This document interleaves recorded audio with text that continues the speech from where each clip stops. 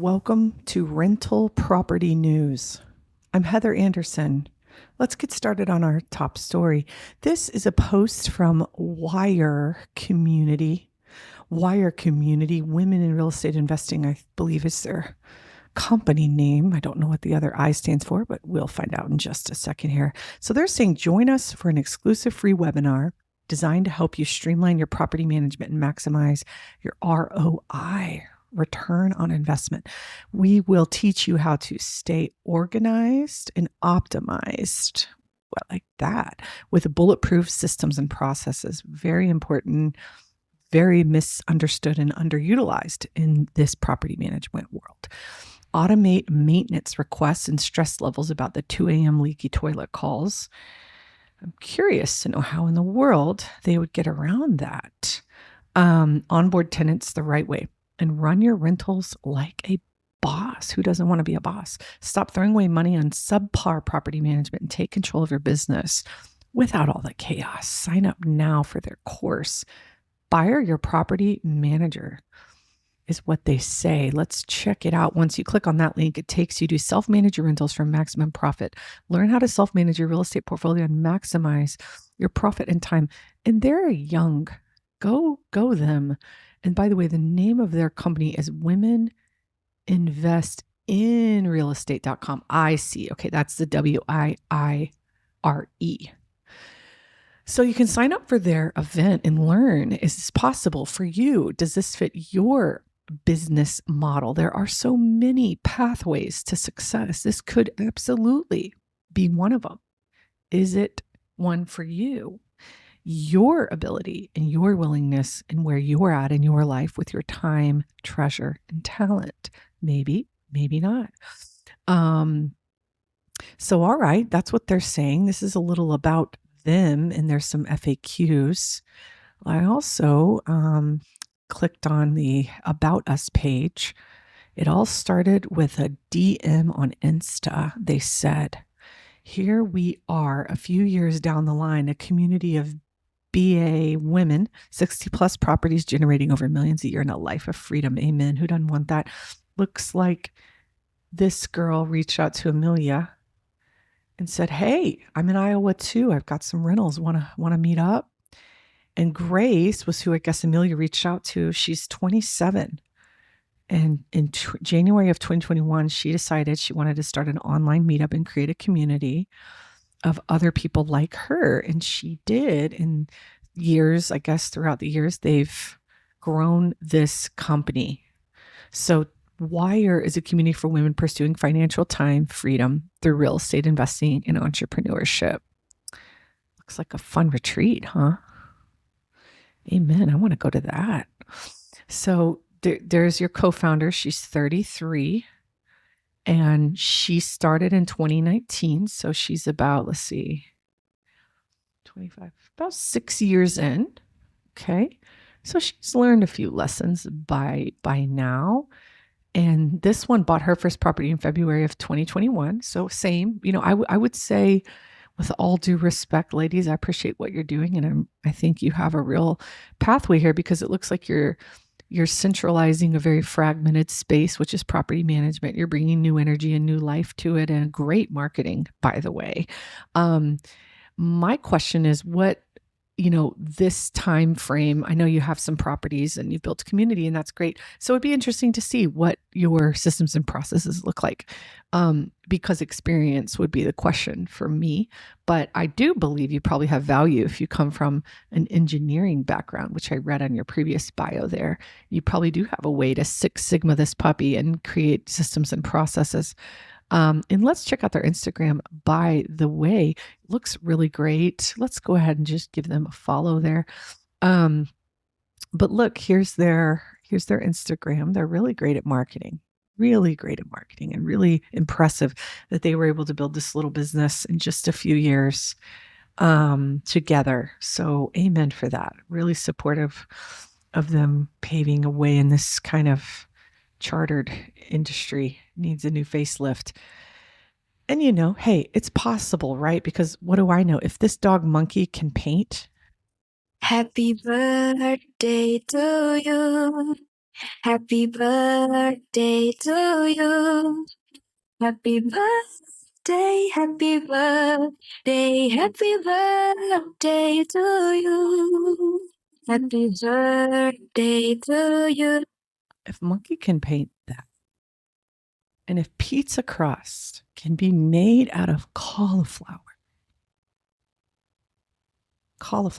into pizza crust, anything is possible. So these ladies very well might have figured it out. I hope they have. If you're interested in seeing what they have learned, check it out. Check it out. And you know, when you have experience, it does matter, as we see on Phil from Modern Family. You should put that beauty in your garage. I don't have one. Oh, really?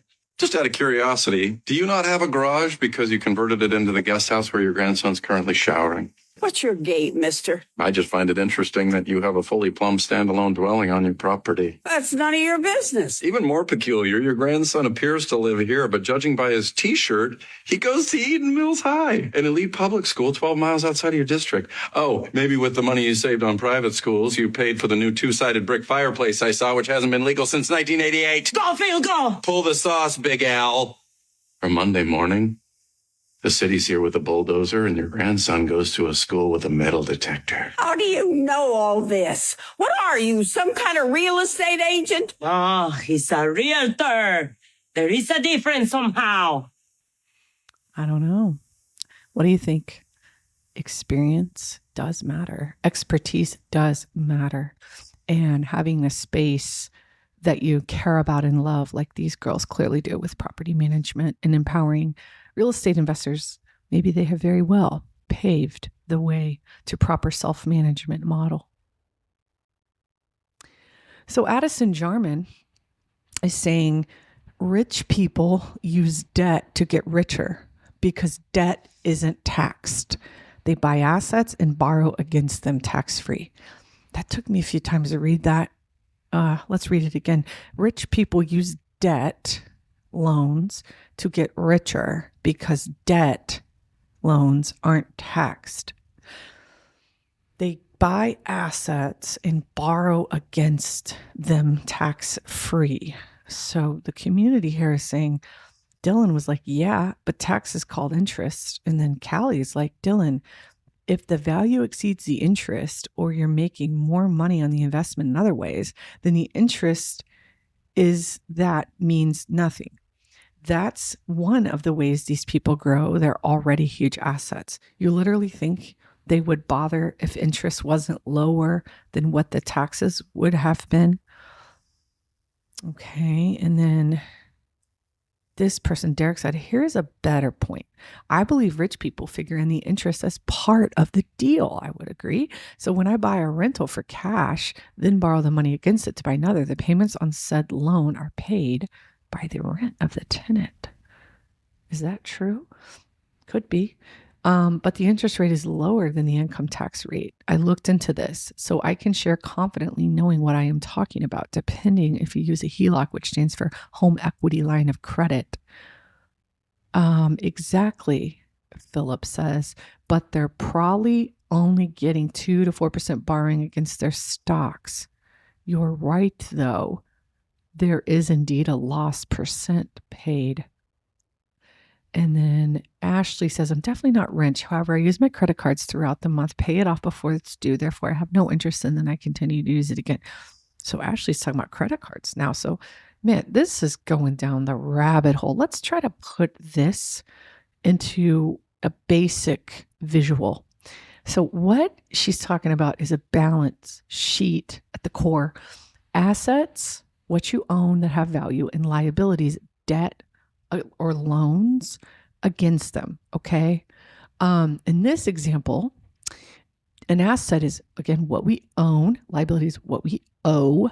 So our house, $250,000 is worth that in a gross way.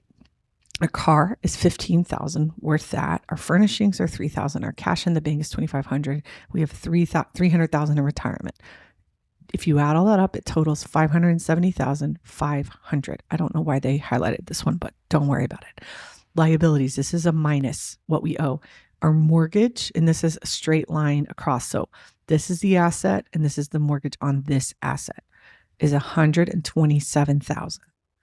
Our car, it's worth $15,000, and apologize, it's not true. This car loan's down here. They own $12,000. And by the way, they have a second mortgage on their home, which is $5,000. Okay. They have a car loan of $12,000. They have a student loan of $48,000. They have credit card balances of $9,500.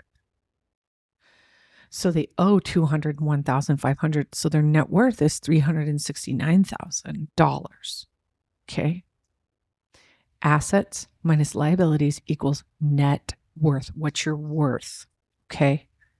So rich people use debt to get richer because debt isn't taxed. They buy assets and borrow against them tax-free. The mortgage that you take out is not taxed. It is in a way like getting a big chunk of income that isn't taxed. True. But this is a very weird statement. I don't understand what it means. And clearly, I don't know. I feel like the community's pretty confused by it too.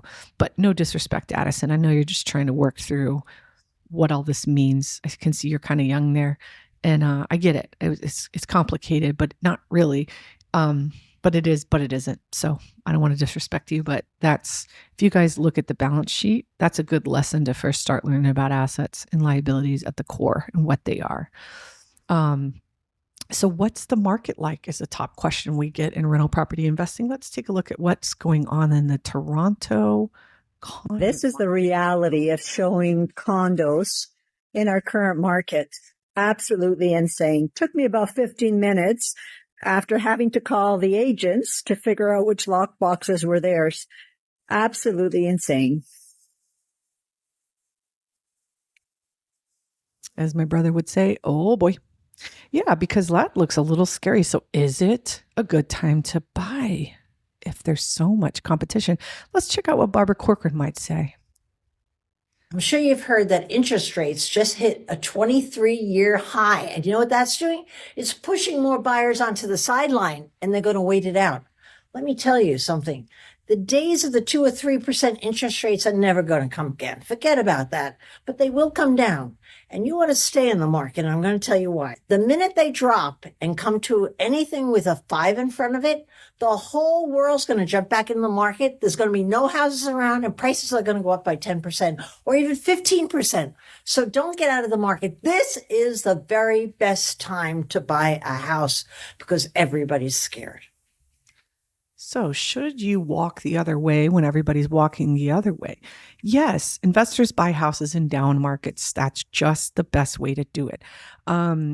You get an opportunity, you get a deal. You're paying more in interest, but you can refi. And as long as the numbers work today, that's the way to think about it.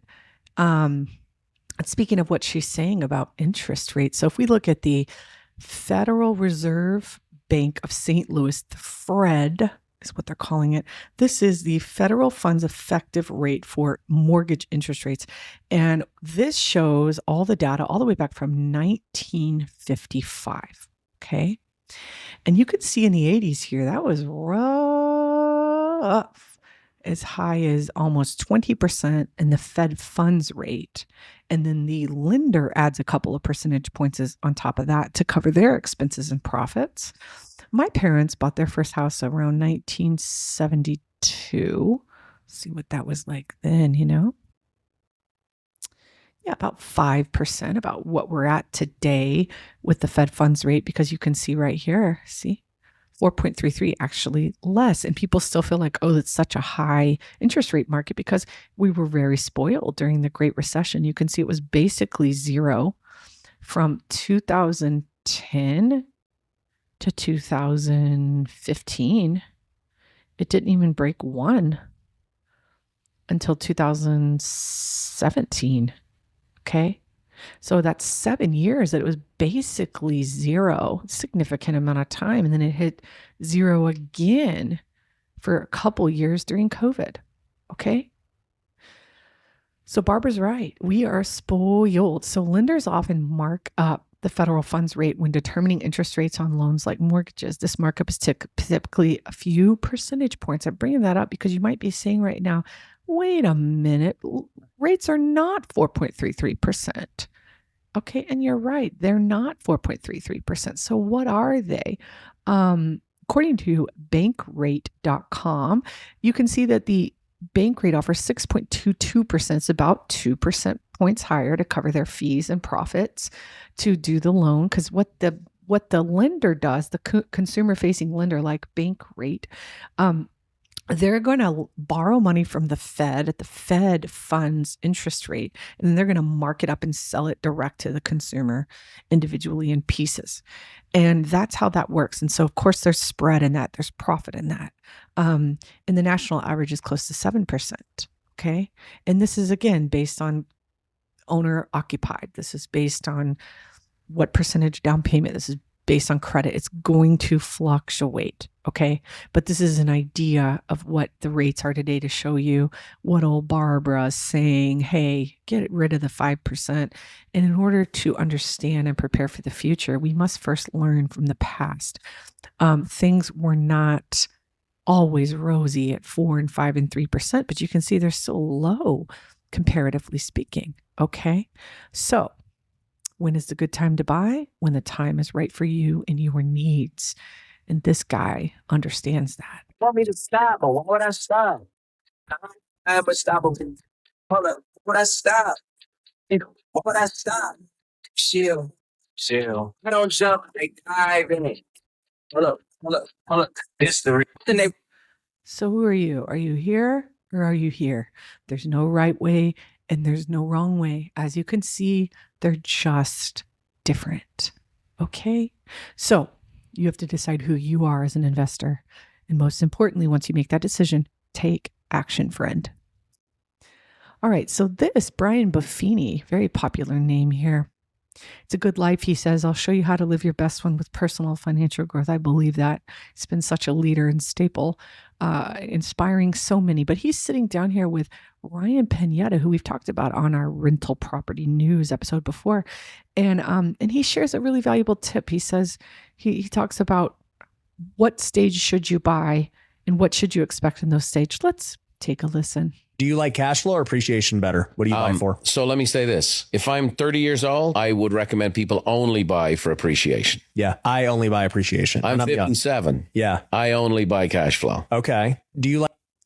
Okay, so what does that mean? It means when you're younger, you make an income, you have a job, you have a career, your cash flow comes from your career, your job, your income, your salary, your paycheck.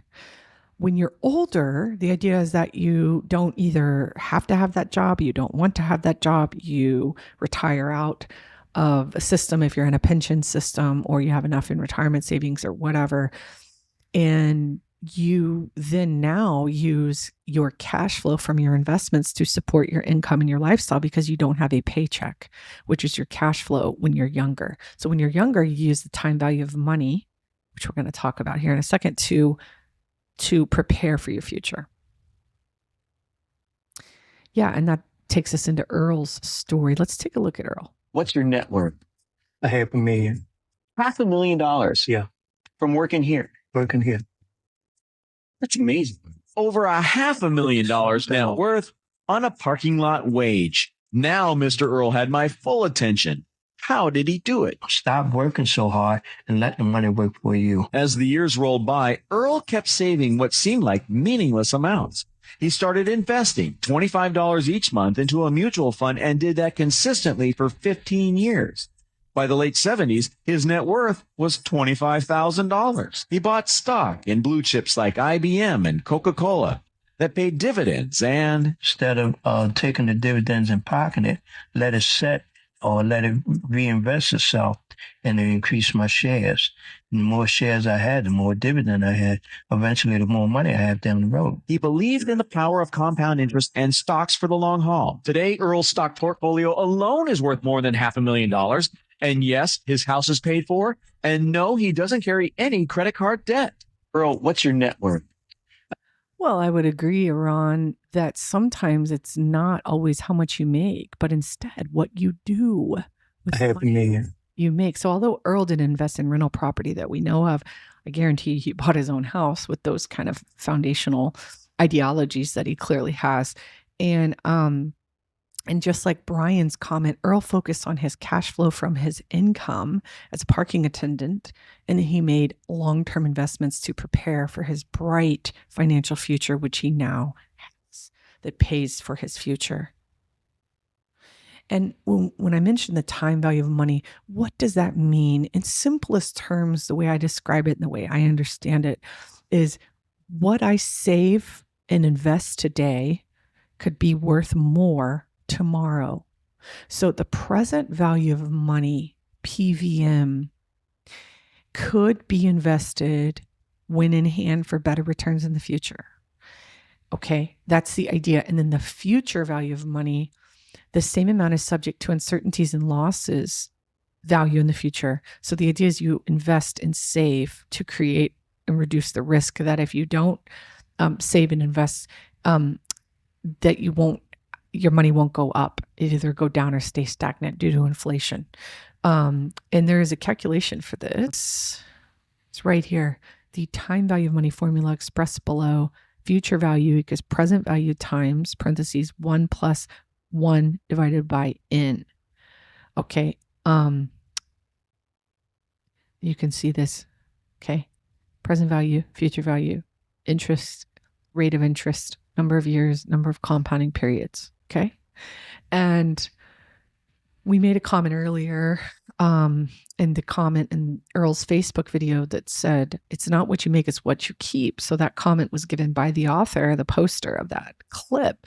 But also Robert Kiyosaki says that too. It's not how much money you make, but how much you keep, how hard it works for you and for how many generations. So even Earl as a parking lot attendant can save and invest and have a net worth of $500,000, and you can too. And the key to getting ahead is simply getting started. Thank you, Mark Twain. Relevant when you were alive and relevant today and will be relevant forever. Yes, and going back to the key to getting ahead is getting started, because in 2060, those $400,000 investment properties in that S-hole are now selling for $4 million, but instead you bought a Raptor. Okay.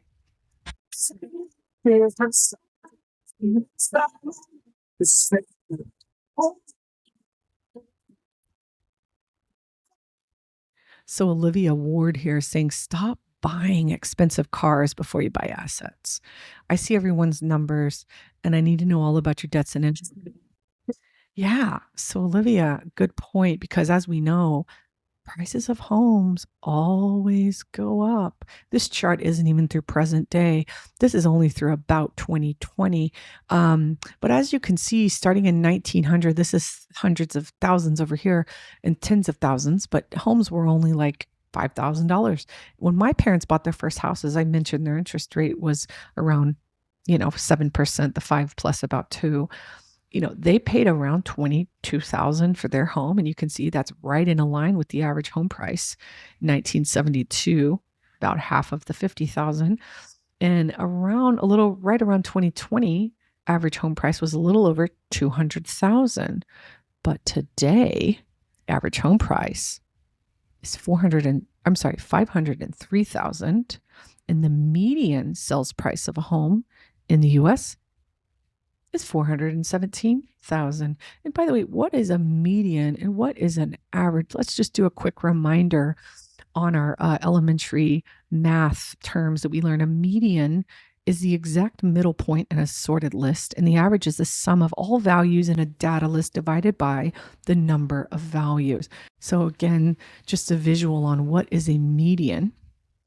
If you have 1, 2, 3, 4, 5, 6, 7 numbers, the exact middle number is the median. If there's 2 numbers in the middle because you have an even set of numbers, it's those 2 numbers plus each other divided by 2, and that's the median. So in order to best prepare for the future, we must first learn from the past. So on this day, May 30th, in 1381, it's a long time ago, well, I guess long is relative, but there was something called the Peasants' Revolt over there in England. In America, we weren't even a country yet, were we? And the Peasants' Revolt in 1381 was the first great popular rebellion in English history. Its immediate cause was the imposition of the unpopular poll tax of 1380, which brought to head the economic discontent that had been growing since the middle of the century. The rebellion drew support from several sources and included well-to-do artisans and villains, as well as destitute. Probably the main governance of the inaugural laborers and urban working classes was the Statute of Laborers from 1351, which attempted to fix maximum wages during labor shortages following the Black Death. The uprising was certain. And what is the Black Death they speak of? The Black Death, also known as the bubonic plague, was a devastating pandemic that swept across Europe and Asia in the mid-1300s, and particularly in 1348. It's estimated that the Black Death killed up to half of the population in some areas, with significant impact on social, economic, cultural structures. While now rare, the disease can still occur, especially in rural areas. So I was curious, in 1381, were there landlords? Yes, there were landlords in 1381. Remember, our business is extremely old, since the dawn of time, since before the dawn of time, ever since the garden, after the garden. And you can see definite testaments of landlording in the Bible. There were a key figure of the Peasants' Revolt that year actually was about landlords. They were known as lords of the manor, held significant power and influence over the land and people who lived and worked on it. And there were still classes of people, even in 1381, as there is today. There were varied statuses, people with peasantry. There were a range of economic statuses. Some were wealthy landowners, others were serfs bound to the lord's land. There were people called freemen. Some peasants, known as freemen, could accumulate land and even become fairly wealthy, essentially owning their own property and trading in markets. And serfs, on the other hand, had limited rights and could not freely move or leave their lord's land even when they had small holdings. So as you can see, there's nothing new under the sun, and history repeats itself over and over and over again. And the key to understanding the future and finding peace and prosperity and hope and help and comfort is knowing the past. If you have more interest in this topic, there's a great book I found. I assume it's great. I don't know, but looks pretty cool from the cover, at least my limited understanding. But it's called Peasants and Landlords in Later Medieval England by E.B. Fried. So if you have more interest in that, check it out. But remember, in 1381, they were having the same problems as we have today: taxes, statuses, pandemics. Any of those ring a bell? Well, remember, stay focused on your goals in the micro, because no matter what economic macroeconomy you live in, there's always going to be problems out of your control. Focus on your goals and your mission and your bright, bright future. Thanks for listening, and we'll see you on the next episode of Rental Property News.